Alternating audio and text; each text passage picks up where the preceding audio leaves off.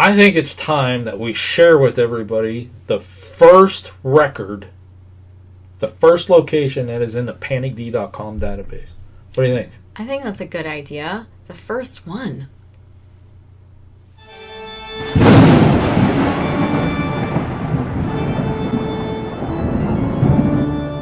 Well, hello there, Parapeeps, and welcome to another episode of Our Haunted Travels. I am your host, Sean Donnelly. And I'm your co-host, Marianne Donnelly. That's right. In this video, we are talking about the Spanish Military Hospital in St. Augustine, Florida. That's right. Number one in the database. One. Actually, it's I'll show you in a second. 1001. Yeah. However, if you are into paranormal related videos, history, and forensic science, you're in the right place. Right now, you just stop everything, pause the video, click the subscribe button, ring the bell, all that stuff. Then come back Come back and watch the rest of the video. All right, so for those of you joining us for the first time, this is what's called a location video. These come out every Friday, and we're wrapping up the week for this location. And like I said, it is the Spanish Military Hospital in St. Augustine, Florida. We visited this location twice. Once we went inside, and the first time we kind of went by it. We didn't go inside. So that was in 2006. In 2010... we went inside during the day and then went back for the ghost tour, our very first ghost tour. And you know what? We just did a video about that story. And if you want to check that out, I'll put a link to it right here. Ding! All right.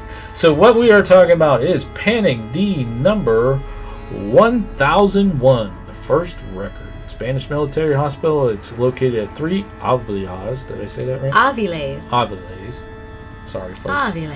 Aviles. St. Augustine, Florida, and yes, it says unknown, but yes, it is open to the public. Yes, it's sort of listed as unknown. It does have a museum portion, but it also has ghost tours in the evenings. So it is privately owned or privately run. It's privately run. Yeah. All right, so if you want to know about the paranormal claims, well, some of them, not even all of them, some of them. Our ghost stories and folklore for this week was pretty cool because we had footage from the tour that we were on telling about some of the ghosts of the Spanish Military Hospital. I'll put a link to that right here. Ding! But if you go to that Panic D page, there's even more that goes on there. Different claims, and that place is just a hopping. Yes. It had a big history. I'm glad you said that because I forgot that part of the video. All right, so things are flipped around here a little bit. So, but for some of the history of this location, go ahead and watch this quick video and we'll be right back.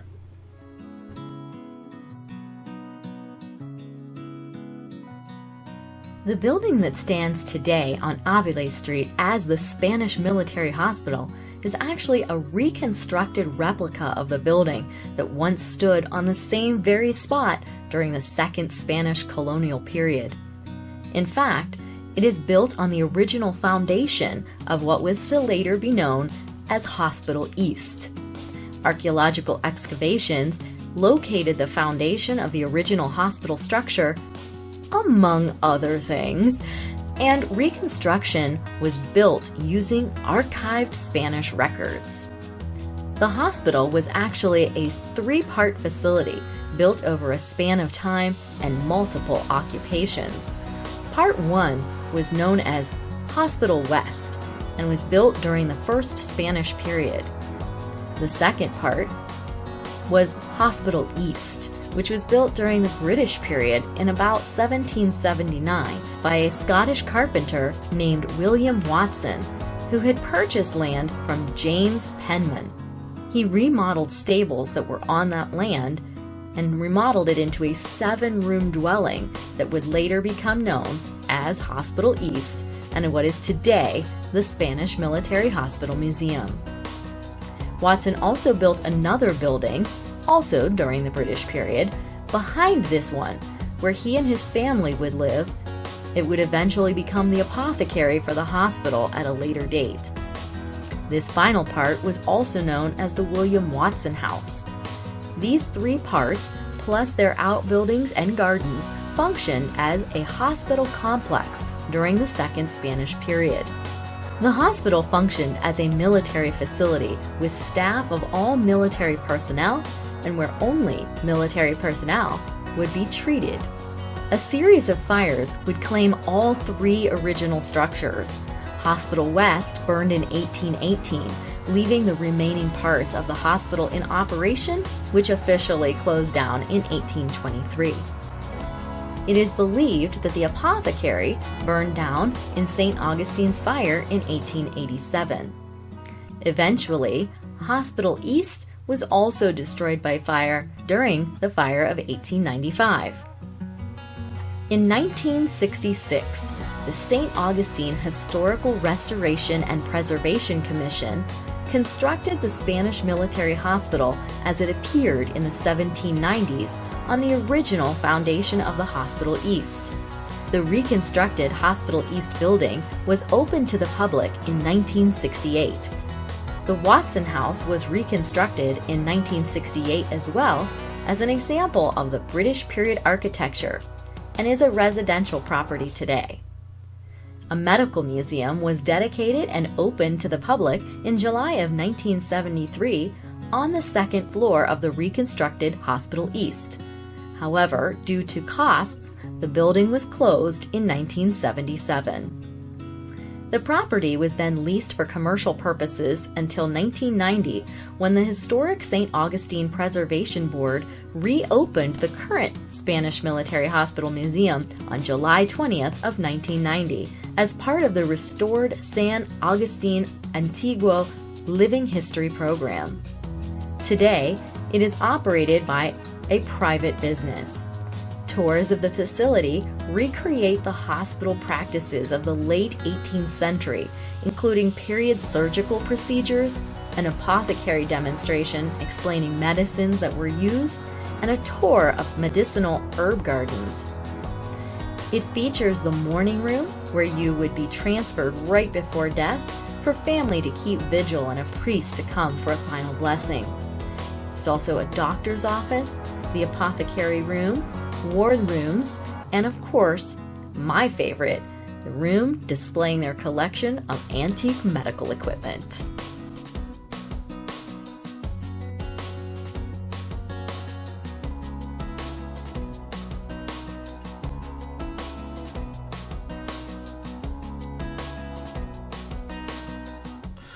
Thank you for reminding me about the history. Oops. It's all right. It's That's only all right. one of the main staples of this section. Yeah, they're all good. They're all good. Yeah. All right, so our personal experiences, we covered that. Yes, right. we had a whole video for that. History, we covered that. All right. Why do we think this location is so haunted? So active? Well, I think it's so active because it was used as a hospital.